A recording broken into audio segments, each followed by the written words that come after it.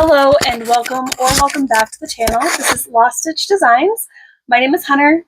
We talk about all things knitting, crocheting, sewing, at least typically the things that I have going on in these episodes. Today we're actually going to do a little bit of spinning. I haven't pulled anything out for this video yet. I'm in the process of making dog food, and I remembered that I haven't posted in a couple weeks, and that is going to be a story for another day because I don't feel like getting into it right now. But yeah, so I'm gonna film the intro. This is it. This is the intro, obviously. You're watching it first. And then later I will film the rest of the episode. So the window, it's gonna be dark by the time I get around to filming the rest of it. I might have to film it over a couple days. There's been a lot going on outside of crafting and work and all that. So personally, there's been a lot going on, so figure it out. We will figure it out. But yeah, I will see ya next time I pick up the camera for the rest of the video, and maybe it'll be WIPS, maybe it'll be something else. I have no idea. I gotta be honest. I don't really have any finished objects from the past couple weeks, so it would just be WIPS. And who knows? Who knows what else? But yeah, I will see you there.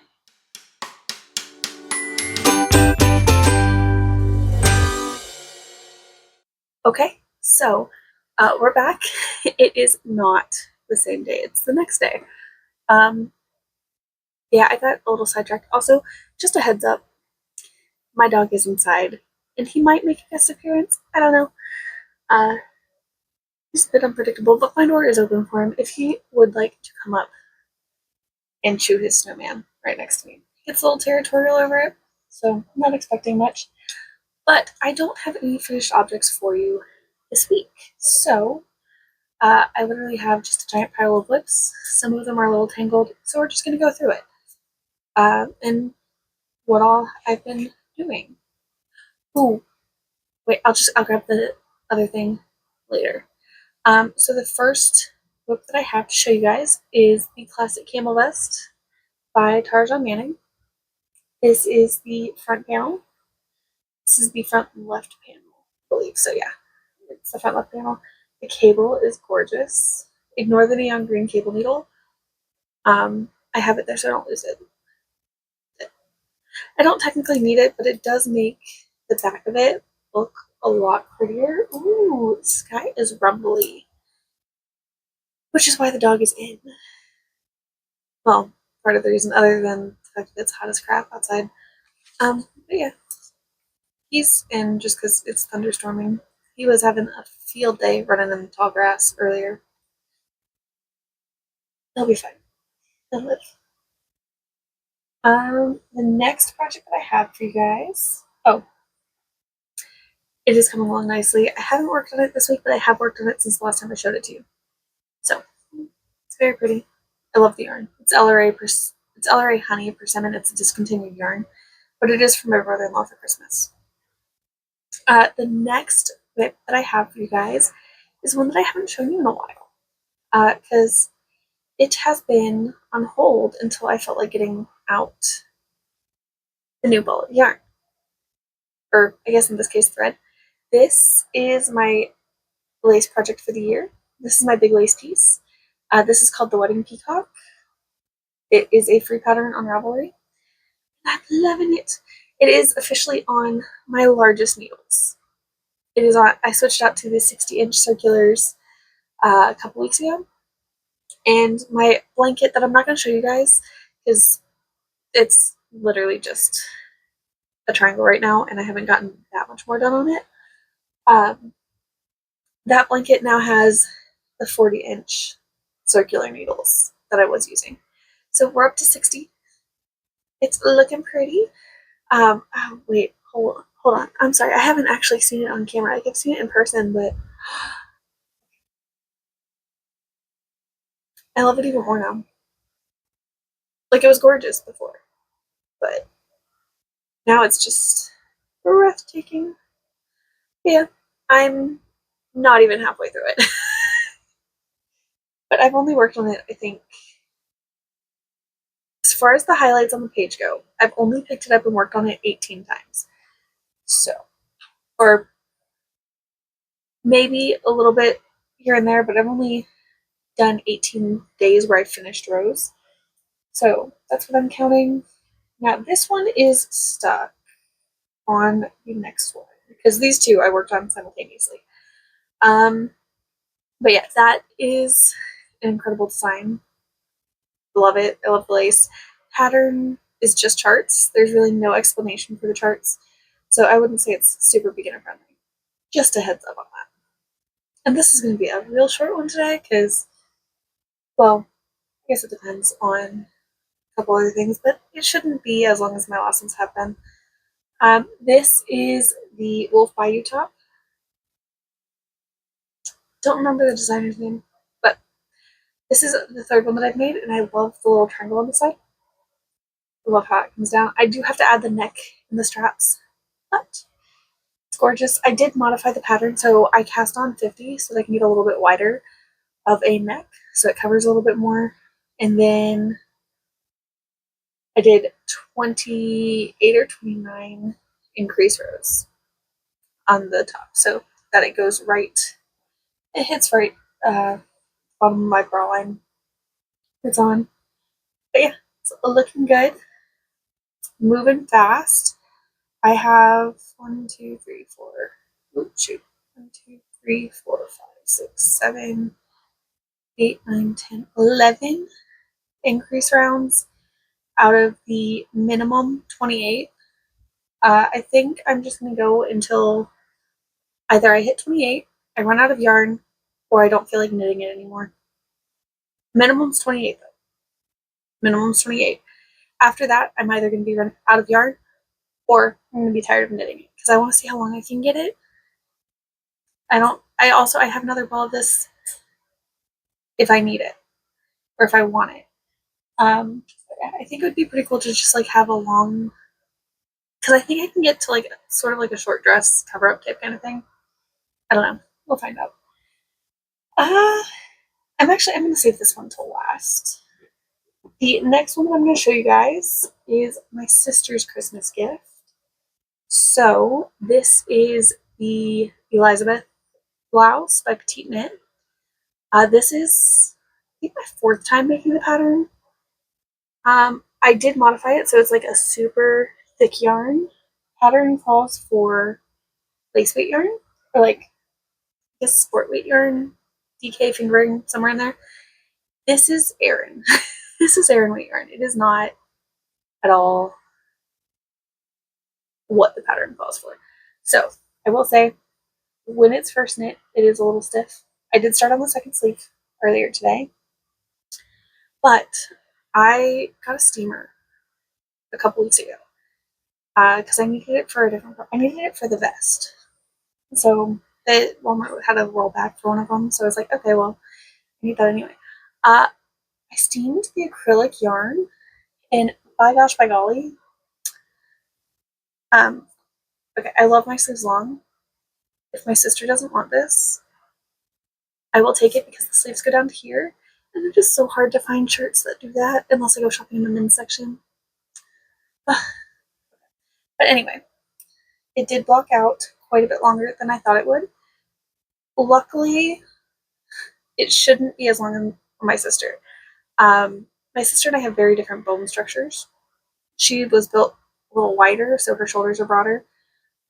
So where this sits here on me, it will fall out to here on her. So she's a couple inches broader in the shoulders than I am, which means that this should hit her.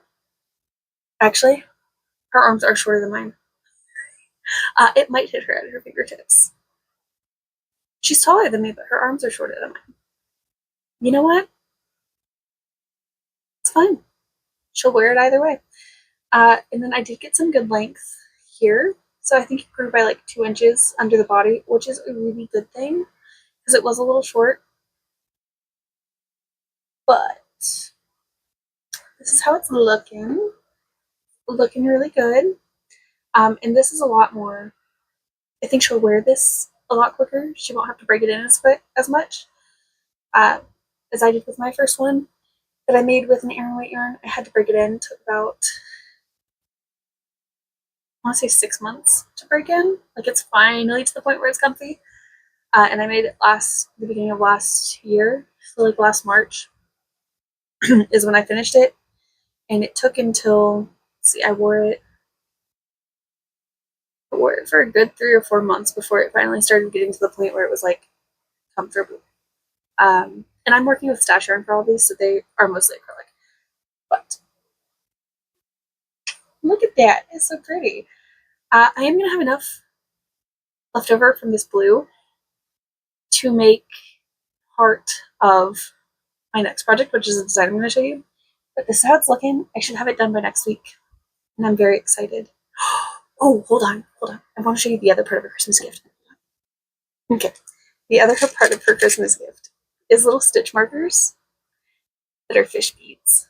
So I have just a plain purple one. You're hearing the clicks a lot louder because you're like right next to the magnet on my computer. And then I have this iridescent purple fish. So I'm just gonna set them on the yellow. Sorry. And I have an iridescent blue. This one's my favorite fishy. And I'm gonna end up lining those for her on the neckline. So I'm gonna, for her Christmas gift, when I fold this up, she's just gonna have stitch markers lining here and here, because I'm gonna make her a few with paw prints on them too, because I think that'll be really cool, because we both love our dogs so much. And she crochets. She doesn't knit, but she does crochet. So very excited about that for her. But yeah, this is the other project. This is the one that I've been spending the most of my time on, because I want this done. I need the needles, which I have one of the set's needles back, but I want this set too. Also, I just want it done, because it needs done. That's his side of the bed if he comes up, so it's just gonna go. And by him, I mean my dog. Ooh. Okay, I stopped mid-row last night. Oof. This is my next design. That is gonna be a big design. And this is gonna be a sweater or a cardigan, because I'm making it in halves. So one half, like this is the front, so this is the V-neck version. One half is going to be here. The other half, it can be inside out. It could be a different color. But yeah, it's going to be split down the middle. I have another one that I'm going to be doing like the sweater version of it. That's also going to be a V-neck. And then it's going to have, so excited. I don't have a name for it yet. But this is what it's looking like. This is one half of it.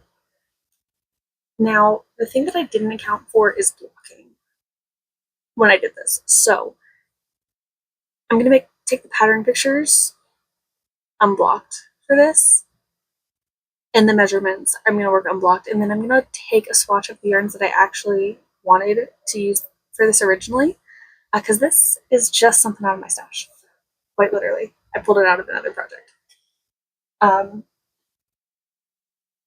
So not necessarily, actually, watch, I'm going to say that it's not going to be my most worn one, because this is going to be a cardigan version of it, and it's going to be one of my most worn ones. I'm going to say, because I said that on the last couple that I've done, and they're my favorites.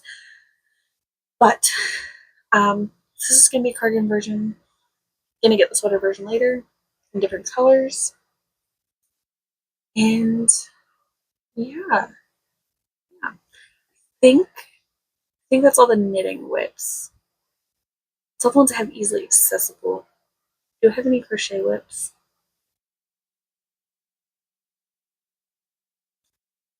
Maybe. I have a couple more to grab, so I'm gonna stop this video and come back when I have the rest of them, rather than just leaving it paused. So yeah, I will either see you for the outro or see you for the next section. See you there.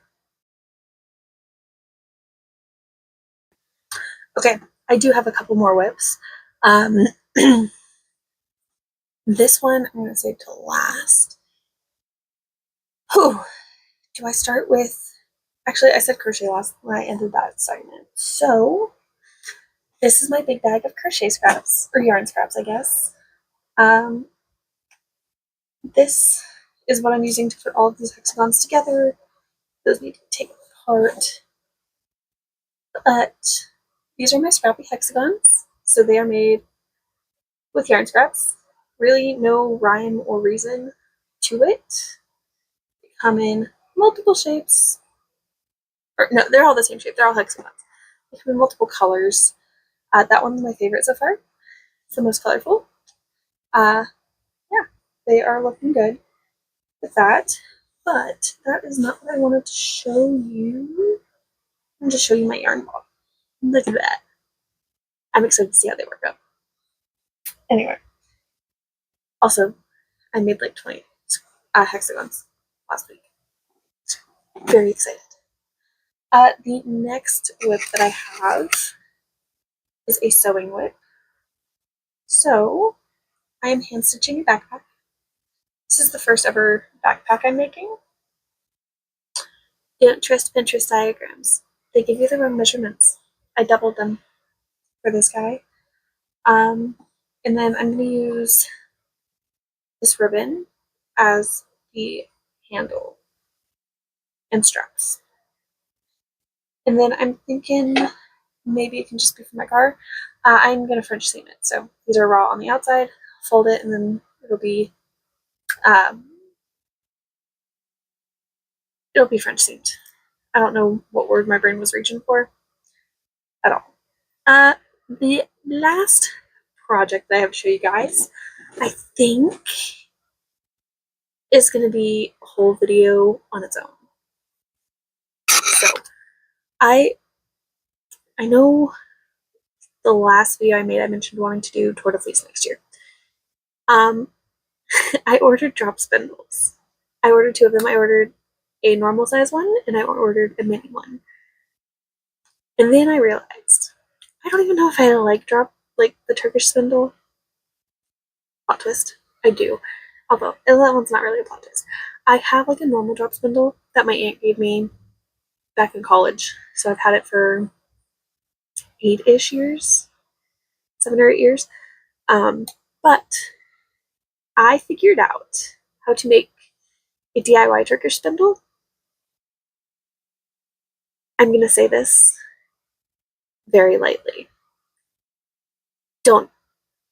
I encourage you to try to make one before you purchase one. I didn't have the idea until after I purchased it and I realized I want to know if I need to just cancel the order. I'm not canceling the order. I really enjoy it and this is really crappy. So it's a hollow metal chopstick. Like this is very hollow metal and straws. Let me tell you. Let me give you a heads up. It spins, but it does not keep spinning. It does the job, not as effectively as it should. So I did get 28.4 yards of yarn that I spun myself. Look how pretty. It's gorgeous. I do think this is an acrylic fiber. I've got to be honest, I'm just taking it off of a big ball of roving yarn that I am not going to use because it sheds too much. So I spun that up. I've spun it. Hold on. Okay. So, like I said, thick roving yarn. It's in the bag with what I wanted to show you. So I'm going to just show you that. That's the yarn that I'm pulling apart, and I think it's 100% acrylic. So I have spun it and plied it using my drop spindle that I currently have, and I was able to get around 200 yards of yarn after it was plied off of it. So you can see the size difference. These are both 2 plies. And there's not that much of a difference in the quality of, actually, no. Looking at it now, there is a difference in the quality of the spin. But like the size of it, there's not too much of a difference. This was my chain plied yarn. I really like the way the chain ply looks. because I don't know if, there we go. It just looks so round and fluffy. This was knit on a size 10 needle, and it definitely needed a larger size needle. But this is what we have. This is going to stay like this until I feel like undoing it. But it was chain plied. I enjoy chain plying. It's fun. It's very fun. There's that. I do have other roving that's wool that I will be using with, sorry, I'll be using it with the drop spindle, with the Turkish spindle that I ordered. Now, the reason that, well, outside of just wanting to, the reason that I really put an emphasis on doing it sooner rather than later is because this is husky fur. Okay, this is from two huskies. I will insert pictures somewhere. My Loki boy is 2.5, and Snowflake, she's the white husky. That's going to be on screen right now. She is 11 3/4. She turned, or yeah, around there. She's almost 12.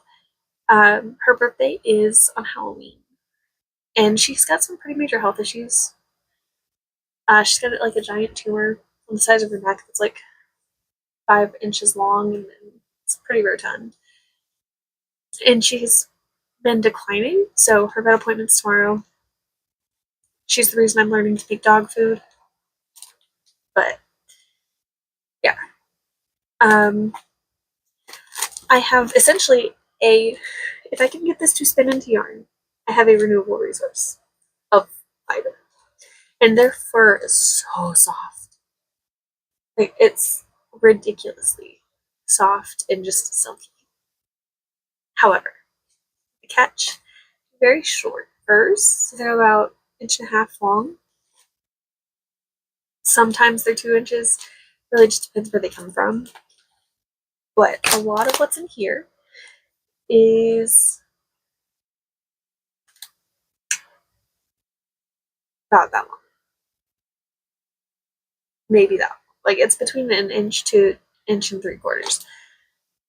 It's also mostly Loki's fur.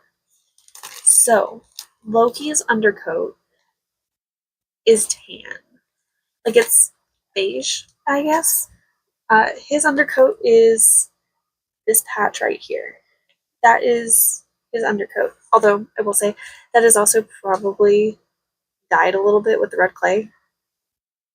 But that is typically the color his undercoat comes out. Right there. And then Snowflake is right there. They are all mixed together, like their fur. It's all mixed together because when I brush them, there's just so much fur. I'm not going to separate them into 2 different bags. That's a lot of fur. This whole bag of fur, this is after it was washed, so it's also sort of matted because I didn't go and fluff it up and comb it out. So it's all sort of densely matted together. It is dry. This is 209 grams of husky fiber. Just about a half a pound. This is from the past, I want to say 3 months. This is from 3 months between 2 huskies. And this is only what I've picked up from brushing them. And Snowflake doesn't like being brushed. This isn't counting the probably 3 pounds of fur that floats around on the porch where Loki sleeps, or the approximately 4 pounds of dog fur that I've probably pulled out of the carpet this year. They shed quite a bit, and I love them to pieces.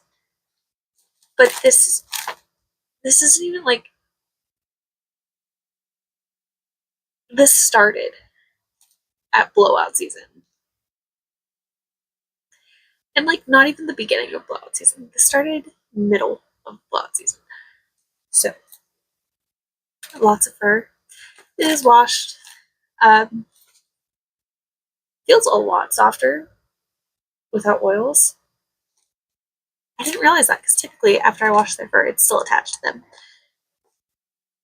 But I'm a little concerned about how it's going to spin up. I don't think it's going to be able to be spun on a drop spindle, and I don't have anything to card it. So if you're watching this and you got to this part of the video and you have recommendations for how to DIY carding brushes or spin husky fur or dog fur, or like even how to spin from like a dog comb, because I have a dog comb. I have 2 dog combs. I can do that. Actually, I might try that. But the reason I want to learn how to spin the husky fur is because I'm not sure how much longer Snowflake is going to be with us. So one of the things that I want to be able to do is I want to be able to make like a small little crochet or knit snowflake, like a small ornament, and then keep that as a keepsake of the dog. Because she's been with us for a while. And plus, we got her at Christmas time. So, according to Santa, who brought her, she piddled in the presents and used the reindeers as chew toys. She doesn't have that personality, but you know, Huskies, they got energy. But yeah, that is it for this video. So